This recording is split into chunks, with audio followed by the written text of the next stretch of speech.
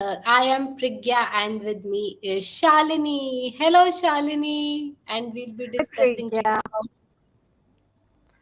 Hi and we'll Priggya. be Hi viewers. Sorry. yeah, and we'll be discussing about why should you conduct a patentability search. And yes, Shalini, now we can say hi to everybody. Hi, everyone, for joining. Hi Priggya. I hope you're having a good week. Yep. So, Shalini, opening remarks. Mm. Patentability search. Absolutely non-negotiably have to do it. And there are no two ways about it. And if you are unsure of how to go about it, ask someone. But uh, but do a patentability search before you embark on whether you should file a patent or not. Okay, that's it for opening remarks. Great, and we'll now dive deeper to understand why the why part of you should do that is definitely there. We don't recommend anyone not to do a patentability search and then file a patent. We'll always recommend do a patentability search and then see if you want to file a patent or not. Yes. Yeah. So let's So, what has been your experience with patentability search? my experience with patentability search is like process wise, when I begin working with clients, most of the clients are, as you must be knowing, are not aware of the process and the steps that are involved in the patent, like application to grant stage. So we need to aware them about what are the stages. So we tell them that though this is an optional step, but it is strongly recommended that you do a patentability search, Right. because I think 60% of the time it comes out to be that the product is not patentable, or we have to tweak in something to make it patentable. So, to our audience who do not know what a patentability search is, it is a kind of search, a patent search that we do to analyze whether you can get a patent or not, or what could be the roadblocks in your patent application. So it's a analysis, but that analysis helps us define what should be there in the claims or what should be there in the patent draft at a later stage. So that's why we recommend that if we don't know that what exactly is the novelty or what should be the center of our patent application. So all these answers to all these questions we get from the patentability search. Perfect. Because my next question to you was going to be, how do we define patentability search? But tying in with what we were discussing last week, we were discussing novelty criteria, one of the earlier sessions. So, can I also call my patentability search as a novelty search, since I am searching for novelty? Correct, but I think we do an inventive step also. That's why I like calling it in patentability search. Though it is a novelty search at the heart of it, but then we have to, because when I do a patentability search, I want to look at the subject matter eligibility. Is it a software? I want to look at novelty. I want to look at inventive step. Then I want to look at utility, which most of the time is there. But other three aspects, I think. Patent novelty is just not the single criteria. There has to be the subject matter eligibility and the inventive step also along with it. Your Yeah. take on But the this? subject, my take on this is I divide it into two. I mean, yes, of course, when I'm doing a patentability search, I do all of the things you mentioned. But the subject matter is the first stage, and then checking for novelty is the second stage, and then checking for inventive step is the third stage. And a large part of the search is focused on looking for that one document. I'm not looking for several. I'm only looking for that one document that is going to uh, not allow me to proceed with my plan. And so, yes, of course, I call it patentability search also, but it just came to me since I was hearing your definition that why don't we call it novelty search? But of course, Because yes, we do all of these things together, so we call it patentability. and I think novelty like novelty is one part, but obvious non-obviousness and inventive step is also very very important. Like if we find features which are there in, like if we combine them and we reach to our invention, and the combination is not such that people cannot do or they cannot reach to in a simpler manner, I think that is also something we need to analyze. So yeah, let's keep it different, like novelty is novelty and patentability is Yes, patent. patentability, absolutely. So, do you only look for us, or do you also look for scientific literature, which is non-patents? So we do look for scientific literature which is not patents. Now so we have started looking at Google, at YouTube videos, and much more, because now Absolutely. the scenario is the patent office also give us the prior art in the form of YouTube videos. So we are like, oh You've my received god, we need. in the form of YouTube Yeah, videos? no, I think not recently, but 2 years ago I received an FER in which YouTube video was cited. Ooh. So I have been receiving all sorts of scientific literature, and in fact, one FER was full of non-patent literature. There was not a Yeah. single patent in it. So that was interesting. That, and Yeah. of course, when I for a later stage when we discuss this, I also look at scientific literature when I'm trying to invalidate someone's patent. So yes, I get. Yes, so Ankit gives a thumbs up. Thank you, Ankit. Thanks, Ankit. Glad you're listening to us.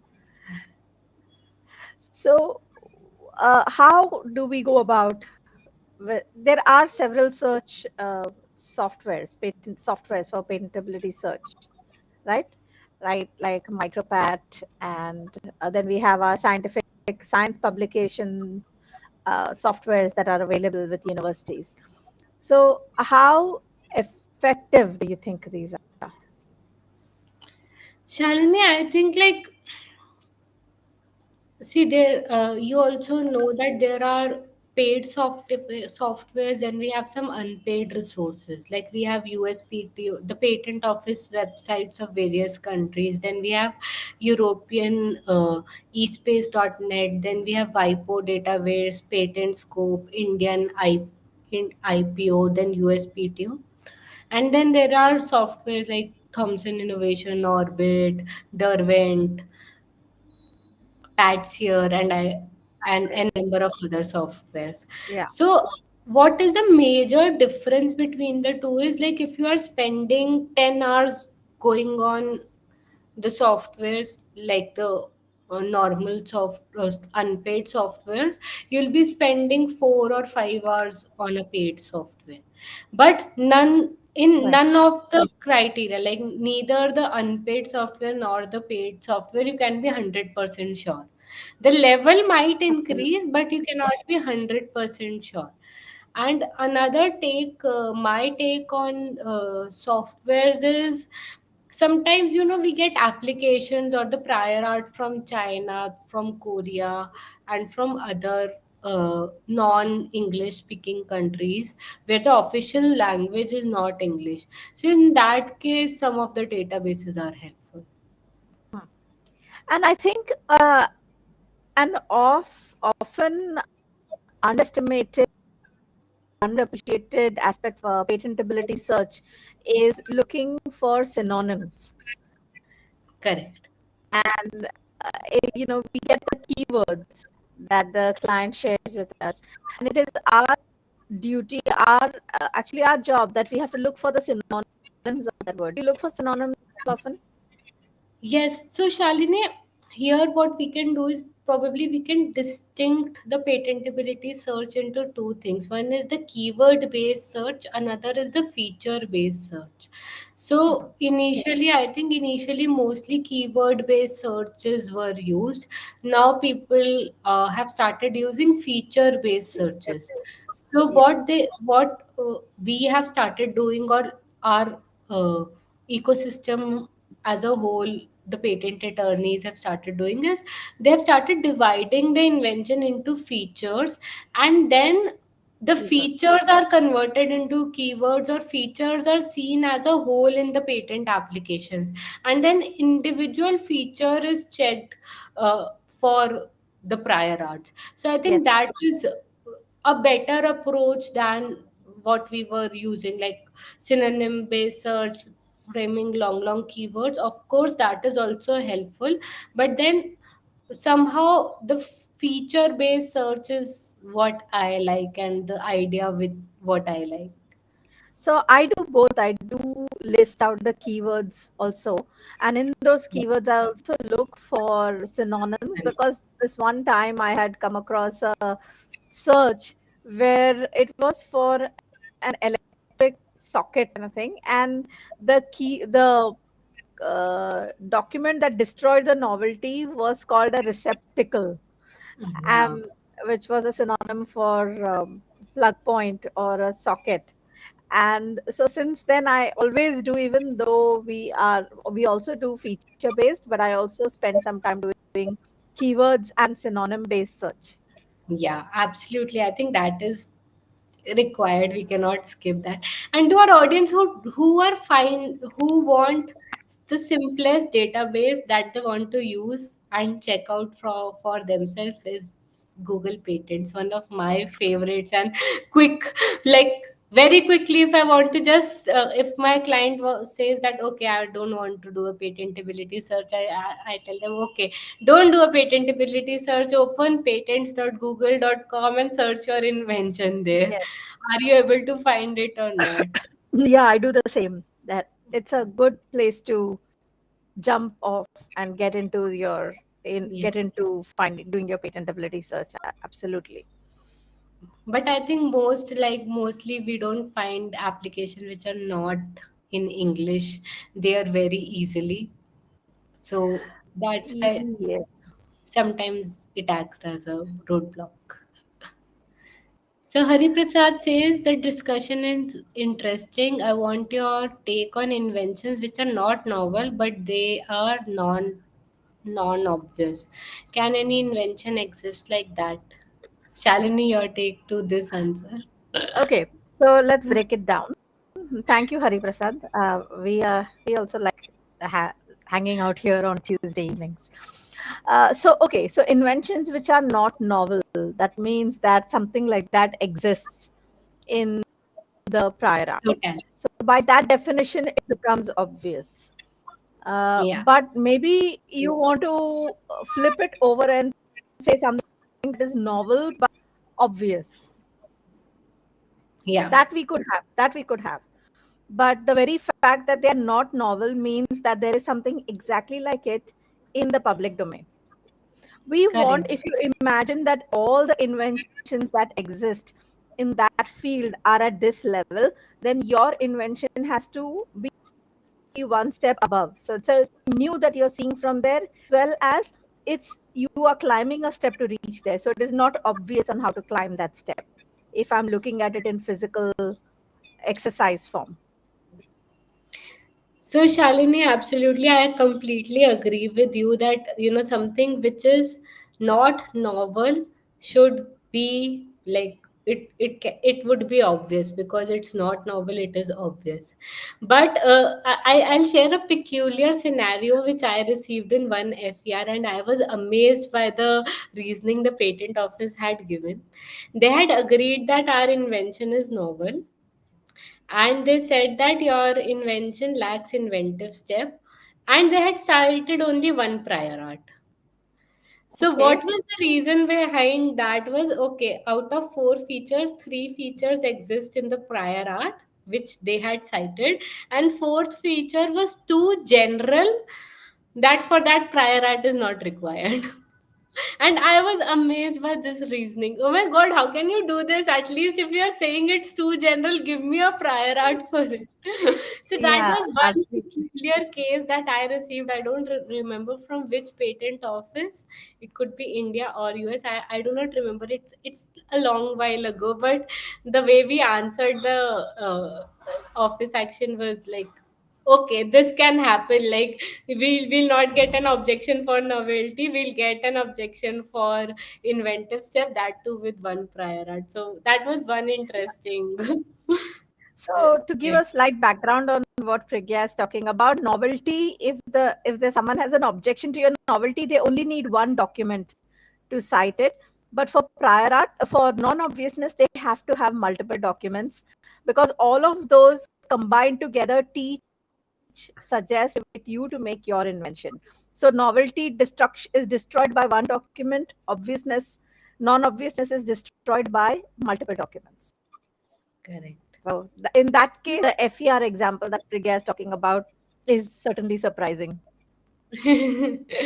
Yeah, but I think this is the kind of learning we get when we get so many different kinds of cases and FER reports. Absolutely. Yeah. So No more Shalini, questions. no, just a thought process. Like in the patentability search, when we write opinions, because it can vary from country to country, what do you think should be the general opinion in the patentability search? Well, you just told me two contradictory things in the same sentence. So if it's going to differ from country to country, then that search report has to be tailored to that country. Correct. Unless it is because, plants and animals are not patentable in India, they are patentable in the US. So I cannot have the same report. Medical, surgical, curative, diagnostic, etc., are not patentable in India. They're patentable in other places. So I cannot have one size fits all for search reports, and therefore I have to figure out which country I'm talking about. And secondly, what was the second? That was a question, right? Yeah, that was the What would I? question. Yeah, what would I include in the search report? Again, that depends on which country I'm giving the opinion for. So, Shalini, what I think, sometimes for inventors it is not possible to go. It's like I'm also thinking along with asking the questions.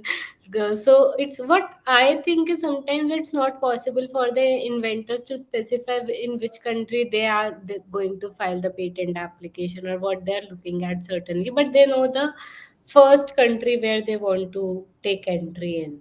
So in that scenario, probably what we can do is give a separate opinion on the subject matter and then ask after the subject matter if you want to go ahead with the patentability search.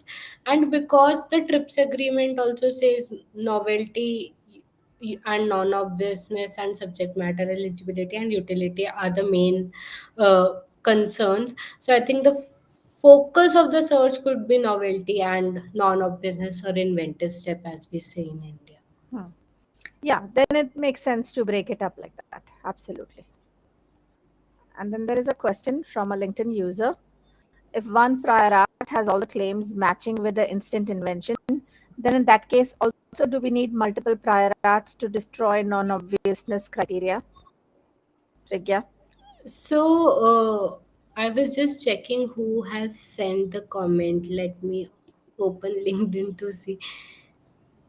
Okay, I'm not able to check it. So, yeah, whoever is asking this question, thank you so much for being here. If one prior art has all the claims matching with instant invention, in that case, do we need multiple? So, see, if all the claims are matching, like it's not even necessary that all the claims match. It's necessary that in one application everything related to your invention is disclosed, then novelty is destroyed. If novelty is destroyed, you can take a stand that because novelty is destroyed, we need not do further research to find more prior arts. It's better to find out another key feature of your invention which could be there, which the inventor might have missed, and focus the search on that one. Like if novelty is already destroyed, I don't find a reason going into a deeper level of search. What's your take? Yes, absolutely, absolutely. So your first level, well, of course, your first level is subject matter. Next is novelty, and if your novelty is destroyed, then it doesn't make sense going deeper. So if your novelty is destroyed, then there is something that is already existing uh, invention. Why would you reinvent the wheel? Yeah.